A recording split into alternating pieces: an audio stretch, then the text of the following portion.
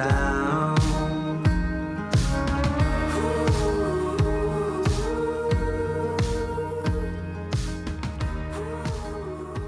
Hello and welcome. It has been a pretty cold and cloudy day today and lots of rain, especially last night, which made for the most amazing sleep in. I have not slept in quite a while, so that was really nice. I'm in Alberta. I'm in the Rocky Mountains, and I've just turned my diesel heater on for the first time this season. So I'm looking forward to being warm tonight. And I also don't mind that the seasons are changing because I'm just excited to be here. It's so fun to be somewhere I've never been before. I have lived in a van for over 10 and a half years full time. And I've only spent maybe this many days ever in the Rocky Mountains. So this is a brand new experience to me. And I'm going to be spending a few days parked right here and like wandering around and just enjoying this place. And the nice thing about spending a while in a place is you get to see it in different conditions. And this morning is so incredibly beautiful. Frank got me up at like 6 a.m. because he had to go to the bathroom. There were still stars out. And it is so cold this morning, not quite freezing. As cold as it can get without freezing, I think. And there's just wind coming down. But I expect as the sun lights up the whole valley, it will warm up a bit. But yeah, it's a beautiful place. So excited to be here.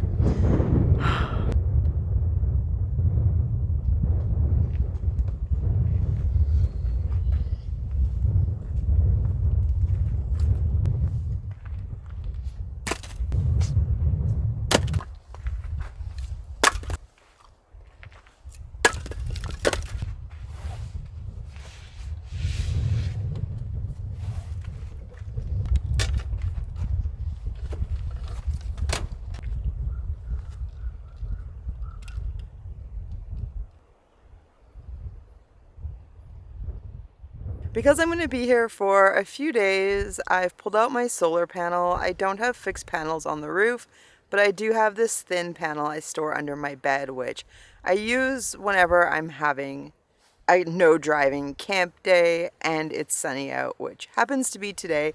And that's a great thing because I'm using a lot of power running my Starlink because there's no phone service here and I do need to work.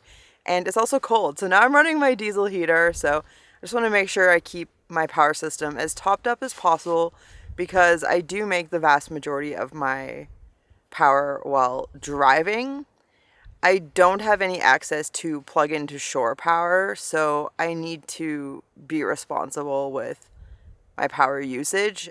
I can't just go plug in. But even though I never plug my van into power and I make power off the alternator or through solar, I actually don't consider this off-grid. And I'm going to explain why. But first, I'm going to take a moment to thank today's sponsor, who is Drink Element. Drink Element is a super tasty electrolyte drink mix, and now that I got that stack of firewood out of the way, I can crack open a can of their sparkling beverage, and the sparkling beverage has the same great science-backed blend of electrolytes you find in their drink mixes. There are many studies now showing that it's much more optimal for your health to consume more sodium than the current RDA, but especially whenever you sweat, because when you sweat, you lose electrolytes like sodium, potassium, and magnesium. So it's really important to replenish those because electrolytes do play a vital role in so many different functions within the body. And I know that I feel so much better when I keep my electrolyte levels up, including less cramping. What I also love about Drink Element is there's none of this like BS you don't need in electrolyte drink mix. Like there's no fillers or sugar or corn or soy or anything like that. If you've been with me on my journey for a while, you will have heard me talk about Drink Element, and their drink mixes just make it so easy to stay properly hydrated whether I'm off on a backcountry adventure or hanging out in the van. And yeah, it's just really convenient, and having the sparkling beverage is just such a nice treat in the van. So if you'd like to give Element a try, go to drinklmnt.com/TIDELINETOALPINE, and when you do that, you're going to get a sample pack included with any purchase, whether it's the drink mix or the sparkling beverage. And the sample pack includes 8 of their tasty flavors, so you can see which one you'd like to try next. And you can get that sample pack when you use the link, no matter how many times you've purchased before. So if you are a repeat customer like myself, definitely use my link. It helps out the channel, so I really appreciate it. And you get those bonus 8 packs, and who doesn't love a good deal? So with that said, thanks again to Element for sponsoring this video, and stay hydrated. It's pretty windy out, but it's just way too beautiful to hang out inside. So I've set up my hammock. I'm very excited to be out here. And this might be a controversial take, but there's no such thing as off-grid van life, okay? Like, I'm just gonna say it. And I know I've used the term before or referred to going off-grid. And, you know, a lot of people do, most people do. So I've just, through a lot of thought on this topic, come to the conclusion that there's no such thing. And I just want to make it clear, this is my personal opinion, and I'm not holding any judgment towards anyone who disagrees with me or uses the term, you know, off-grid and van life together. It really just seems like everyone has their own definition of what off-grid means. It really is a large spectrum. And I think, personally, any amount that you can increase your self-reliance is a great thing. So I definitely don't want to discourage anyone. I'm not shading anyone, but just for myself, I just don't like the term anymore. And I'll just jump straight to the chase with the biggest reason. I need gas for my van. Like, I can leave town, I can leave phone service, I can make power with solar, but I can't do any of that without putting gas in my van. And like, that's pretty important. And while it's not necessarily government controlled, it kind of is. It's super dependent on the supply chain. And, you know, it's a little bit like vulnerable. And for me to consider something off-grid means that nobody else has the power to turn off whatever it is I'm using, whether it's like phone or power or water or whatever, and it's not dependent on a fragile supply chain. You know, the other reason I think off-grid van life is just a lie, doesn't exist, is that, like, I can't grow my own food. So I have to go to the grocery store. So I'm extremely dependent on the supply chain, which is dependent on the grid. So to me, those two things are like pretty big factors of making van life possible: going to a gas station, going to a grocery store. And so I just don't feel like you can actually be off-grid. I feel like you can like play off-grid for like a few days or a few weeks. I consider myself to be a little bit of a prepper, and so I do have like 5 months of food in my van. But like, I'm not producing that food. Some of it I've foraged and dried or canned.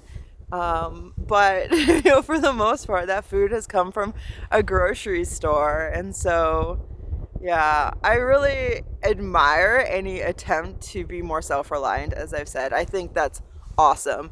And I do get water from taps, but I also have a really, really good filter, which allows me to filter wild water and make it super, super clean. My primary filter is the MSR Guardian, which definitely isn't cheap, but it's self-back flushing, so it never clogs up. It's always really fast to filter, and it has a really, really long lifespan on the filter, as long as you don't allow it to freeze with water in, because that can damage the membranes. That goes for any type of membrane filter. But it does filter viruses, which isn't something I'm worried about with wild water. And then I'm just careful to not filter water that has like industrial or agricultural runoff, because it won't really filter out, you know, like metals or pesticides and things like that, but it does make it safe from, you know, bacteria and, you know, other pathogens and stuff. So that's my primary filter because I prefer the pump action. It's really efficient.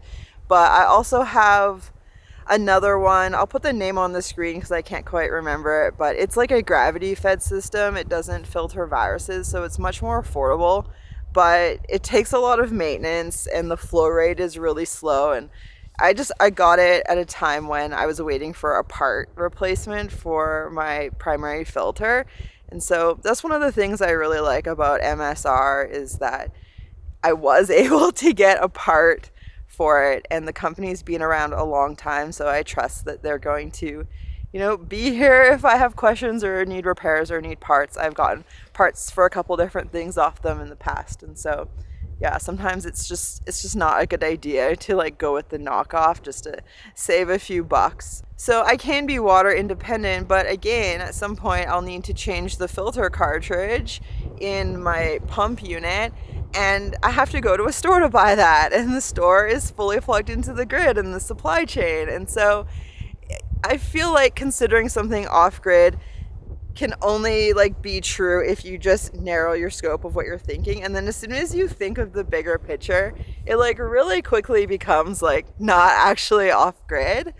And you know, I would love to have land someday and to be able to grow my own food. But then storing a year's worth of food, the options are drying, canning, and freezing. And like freezing takes power, so if it all runs off solar, that's great. But then again, all the solar components and panels are created through the grid and through the supply chain. And so ultimately what I've come to with this is the undeniable reality of how interconnected everything is and how dependent we really are on each other and on supply chains and, you know, manufacturing and just society as a whole. I don't live in isolation. As much as I like to come out to places like this and be the only person and just enjoy the silence and beauty of nature, I'm only able to do this because of what other people do with their lives, what they do for work, or because you watch my videos. I have this really awesome job where I get to work in places like this and create these videos. And so, I mean, I'm dependent on you engaging with my content or supporting me through Patreon or channel memberships. And yeah, I depend on the people who pump oil out of the ground and turn it into gasoline, or like refine it and transport it to the gas station and work the gas station. Like, that's not a great job. It's not like a well-paying job. And so yeah, I've just been very realistic and truthful with myself about the whole thing and come to the conclusion that yeah, there's no such thing as off-grid van life. All right, well, that was my opinion, and as I mentioned, I think everyone has a different opinion on what it means to be off-grid or thinks of something different when they hear the term off-grid. So I'd love to hear what you have to say. What does off-grid mean to you? What do you think of when you hear the term off-grid? And yeah, I appreciate you sharing in the comments below so we can kind of all learn from each other.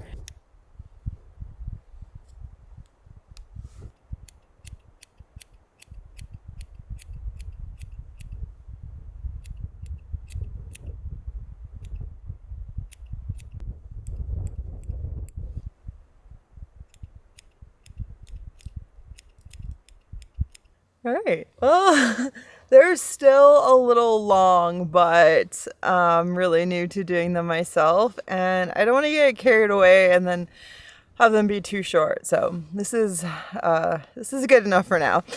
I was feeling a little restless, so I put Frank in for a nap, and I grabbed my supersized bear spray because I am in grizzly country, and I've just gone for a wander, check out the rest of this vast camping area. It is so big, and much to my delight, I am the only person out here camping, which is so nice.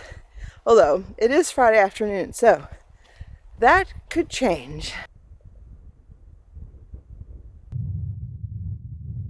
The path I was walking on kind of petered out, so I'd honestly much rather walk out here in the open.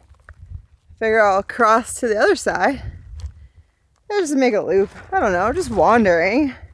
Not really going anywhere. It's just checking out camp potential and looking for signs of wildlife. So I know kind of like what level of unguardedness I should be. But so far, there's actually been no signs of bear.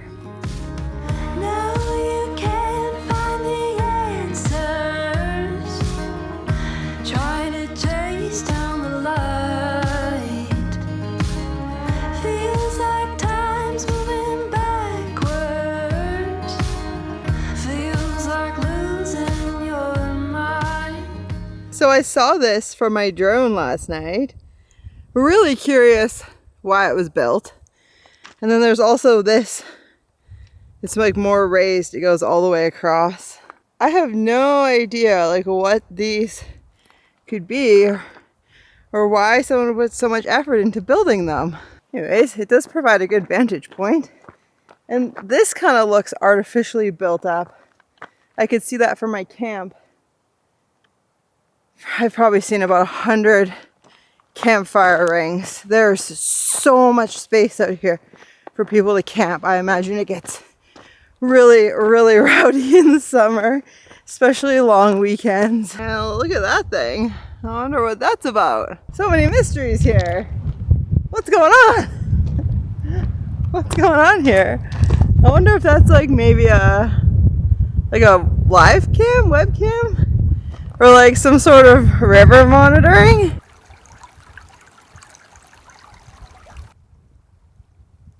felt great to get out for a wander, especially in such a beautiful area. And I saw absolutely no bear signs whatsoever. So I know that doesn't mean there's no chance of bears, but I do feel a lot more at ease. And yeah, now that I've got some energy out, I can kick back in the hammock, continue working on this book, and then I can move on to one of the many other books I've already started, or one of the books I haven't started that I have in my van, because I really like buying new books. Yeah, it feels great to be at a place in my fitness journey where I don't have to convince myself to go for a walk. There's no struggle to get out. When I was coming out of a year's long pit of fatigue, it took a lot every time to force myself to go out. And then after a while, you'd get like the endorphins going and I'd be really into it. But now I'm far enough along my journey that if I don't get out, I get really restless. And so because it had rained yesterday, I hadn't walked anywhere and I just had so much energy. So yeah, it was good to go for like a brisk wander around. Look at that guy just out having a little camp adventure.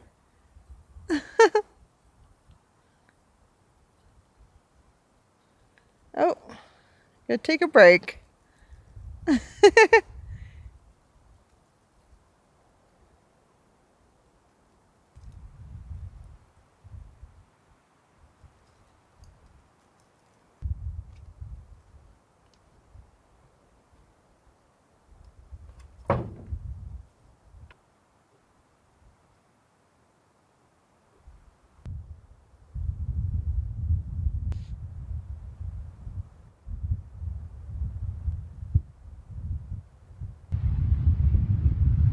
Frankie's so cute. He keeps forgetting I'm up here and then hearing me and looking around for me and then realizing I'm up here.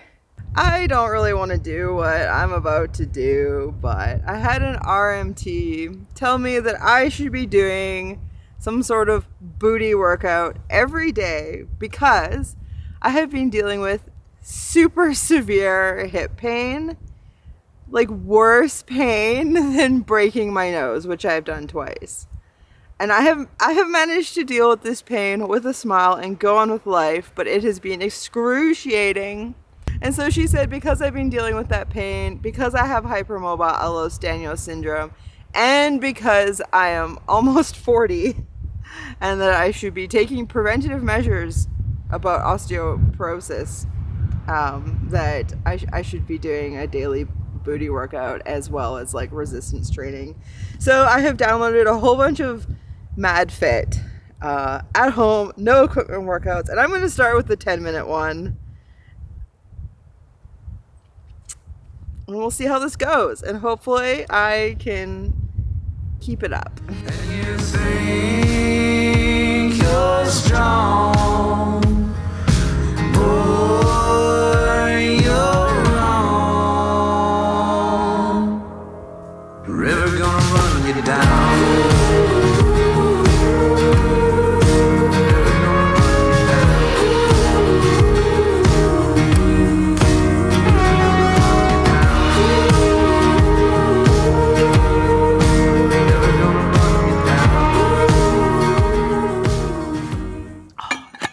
Yikes. It has been a really long time since I've done any sort of like working out for the sake of working out and not just like gone paddling or hiking for exercise.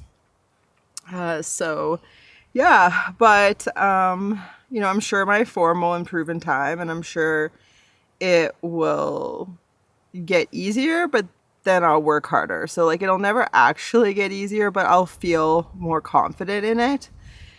And I'm sharing because I am starting out, and it is really hard to start out, and it's really intimidating to like just feel like you suck at something. And so that's me sucking at something, but doing it anyways because I know it's going to be good for me, and I really just want to age with vitality and strength. And you know, now that I'm well on my way to regaining my fitness, I just want to do what I can to never end up in the place I had ended up in.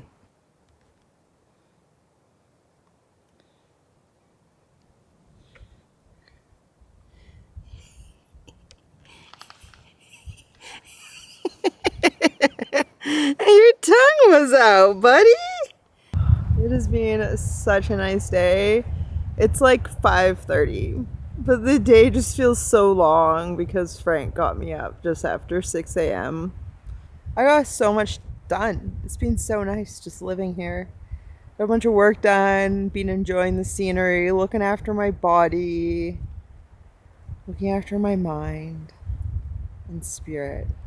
It's just been amazing. It's Friday evening now, and a few vehicles have come in. With my binoculars, I saw one like across the river to the north, but nobody's driven by our camp, which is amazing. The forecast is pretty decent.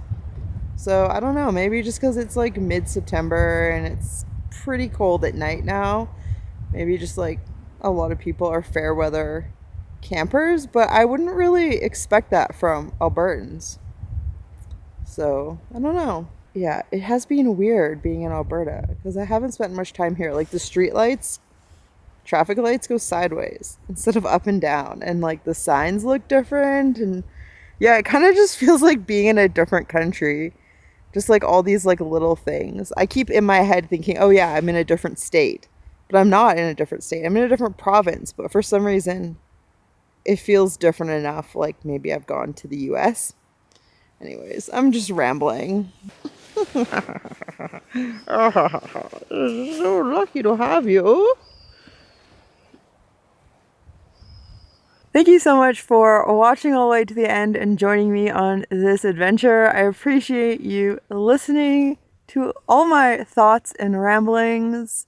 A huge thank you to patrons and to channel members, and hopefully I will see you in the next one.